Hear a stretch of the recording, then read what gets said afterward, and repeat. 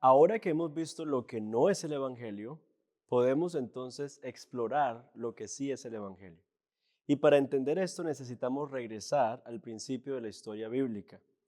Los seres humanos fueron hechos a imagen de Dios para gobernar la creación en su nombre. No obstante, ellos decidieron por sí mismos lo que es bueno y malo.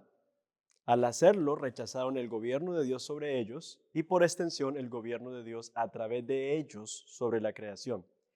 Y es debido a esta ruptura que Dios entra nuevamente en relación con el ser humano a través de lo que conocemos como los pactos. Ahora te preguntarás, ¿qué tiene esto que ver con el Evangelio? Pues bien, el reino de Dios es el tema unificador que abarca los pactos a lo largo de las Escrituras. Tal como lo explica Sandra Richter, un pacto en el contexto del antiguo cercano oriente era un acuerdo entre un gran rey, un soberano, y un rey vasallo menor.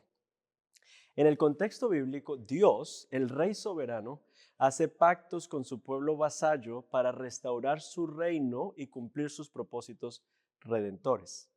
Cada pacto, lo que vemos nosotros es que avanza hacia el plan redentor de Dios.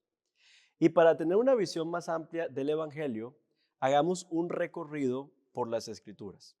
Primero abordaremos los pactos en el Antiguo Testamento. Después pasaremos a los profetas.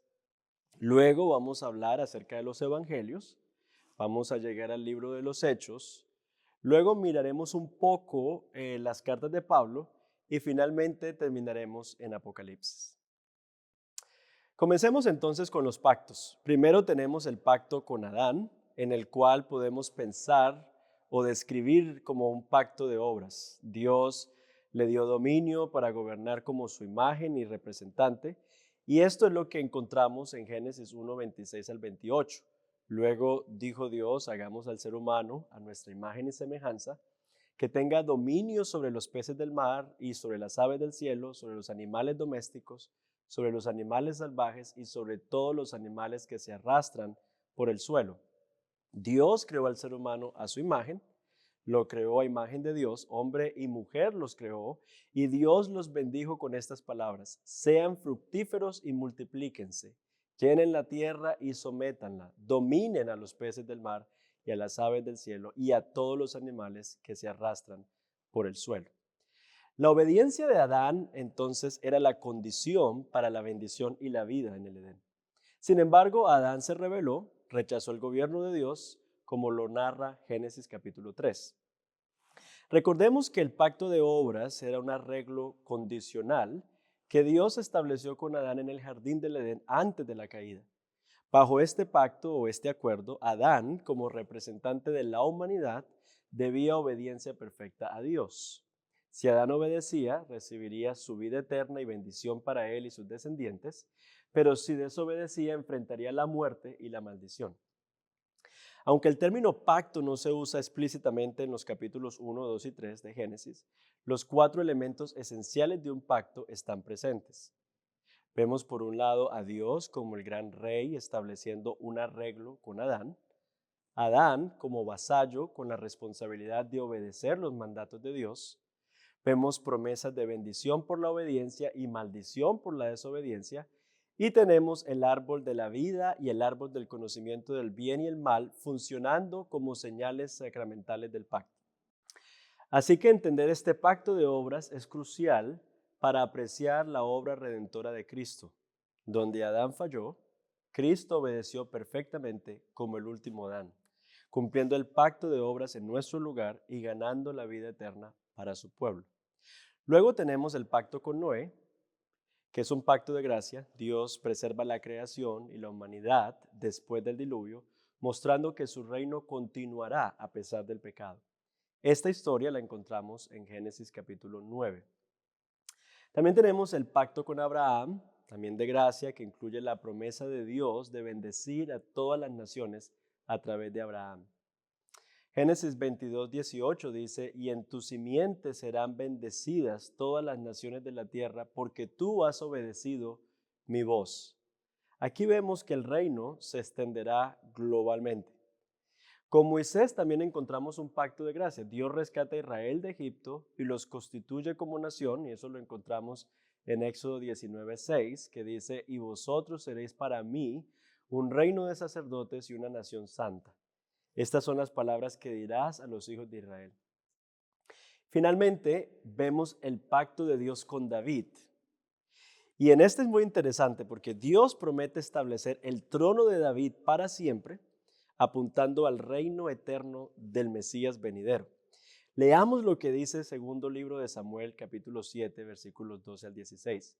Cuando tus días se cumplan y reposes con tus padres, levantaré a tu descendiente después de ti, el cual saldrá de tus entrañas, y estableceré su reino. Él edificará casa a mi nombre, y yo estableceré el trono de su reino para siempre. Yo seré padre para él, y él será para mí hijo. Cuando cometa iniquidad, lo corregiré con vara de hombres y con azotes de hijo de hombre. Pero mi misericordia no se apartará de él, como la aparté de Saúl, a quien quité de delante de ti. Tu casa y tu reino permanecerán para siempre delante de mí. Tu trono será establecido para siempre. Esta promesa que Dios le da a David se celebra en varios salmos. Por ejemplo, el Salmo 89, versículos 3 y 4. Dijiste, he hecho un pacto con mi escogido. Le he jurado a David, mi siervo, estableceré tu descendencia para siempre y afirmaré tu trono por todas las generaciones. Veamos lo mismo en el Salmo 132, 11. El Señor ha jurado a David una verdad de la cual no se retractará. De tu descendencia pondré sobre tu trono.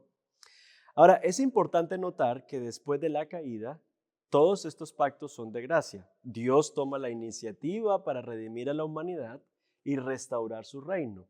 Cada pacto construye sobre el anterior, avanzando el plan redentor de Dios. Dios lo que está haciendo es usando un concepto conocido de los tratados entre un soberano y un vasallo para comunicar una verdad sobre sí mismo y su relación con Israel. De esta manera, Dios está enseñándonos que Él es el único Dios, que Él es el único Rey, que Israel no debe servir a otros dioses. Estos se establecen los 10 mandamientos, especialmente en el primero, no tendrás dioses ajenos delante de mí. También nos muestra que la relación de Dios con su pueblo se basa en la gracia, no en los méritos de ellos. Y esto lo expone Pablo en Gálatas capítulo 3, versículos 10 al 12, porque todos los que son de las obras de la ley están bajo maldición, pues escrito está maldito el que no permanece en todas las cosas escritas en el libro de la ley para hacerlas. Y que nadie es justificado ante Dios por la ley. Es evidente, porque el justo vivirá por la fe. Sin embargo, la ley no es de la fe, al contrario, el que las hace vivirá por ellas. Entonces es una manera de enfatizar la gracia. Y por último, enseña que como vasallos deben obediencia leal y exclusiva al rey. Las bendiciones y maldiciones dependen de ello. Hasta acá entonces podemos resumir que el reino es el marco que da sentido a cada pacto bíblico. ¿Por qué? Porque es un soberano que está entrando en una relación con un vasallo. Al llegar a la época de los profetas, tenemos la sensación de que la promesa de Dios a David de que uno estaría sobre su trono falló, o al menos eso parece.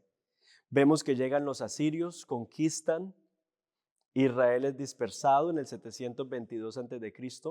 Luego los babilonios derrotaron a Judá en el 586, arrasando el templo, tomando cautivos a sus habitantes. Y después de eso no hubo un rey davídico en el trono. Solo había como un leve destello de esperanza. Al menos el legítimo rey davídico, que era Joaquín, todavía estaba vivo, pero estaba en Babilonia, ya no estaba gobernando, y eso lo encontramos en el segundo libro de Reyes, capítulo 25.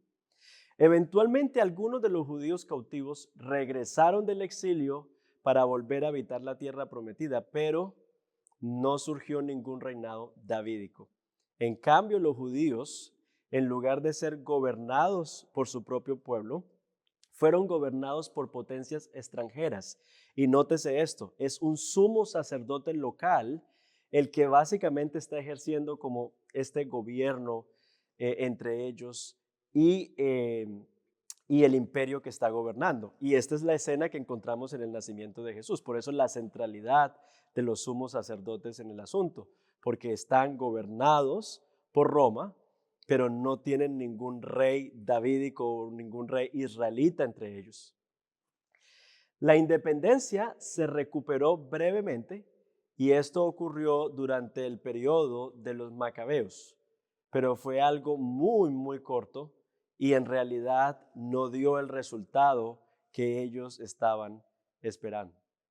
En Isaías 55:11 dice, así será mi palabra que sale de mi boca, no volverá a mí vacía sin haber realizado lo que deseo y logrado el propósito para el cual la envié. En estas oscuras temporadas de exilio, Dios envió múltiples profetas para anunciar y reafirmar que las promesas davídicas previas no eran profecías equivocadas. En cambio, estos profetas vienen para confirmar al pueblo que Dios y su palabra son confiables. En medio de estas circunstancias oscuras, Dios anunció que sus promesas a David de un trono eterno para su familia se cumplirían en el futuro. Veamos los siguientes textos. Isaías capítulo 9, versículos 6 al 7. Porque un niño nos ha nacido, un hijo nos ha sido dado, y la soberanía reposará sobre sus hombros. Se llamará su nombre admirable, consejero, Dios Padre poderoso, Padre eterno, príncipe de paz. El aumento de su soberanía y de la paz no tendrán fin sobre el trono de David y sobre su reino, para afianzarlo y sostenerlo con el derecho y la justicia desde entonces y para siempre. El celo del Señor de los ejércitos hará esto. Ahora miremos otro profeta, el profeta Jeremías en el capítulo 23, versículos 5 al 6 dice, he aquí vienen días, declara el Señor, en que levantaré a David un renuevo justo y él reinará como rey, actuará sabiamente y practicará el derecho y la justicia en la tierra. En sus días será salvo Judá e Israel morará seguro. Y este es su nombre por el cual será llamado, el Señor, justicia nuestra. Vamos a otro profeta, Ezequiel 37, 24 al 5.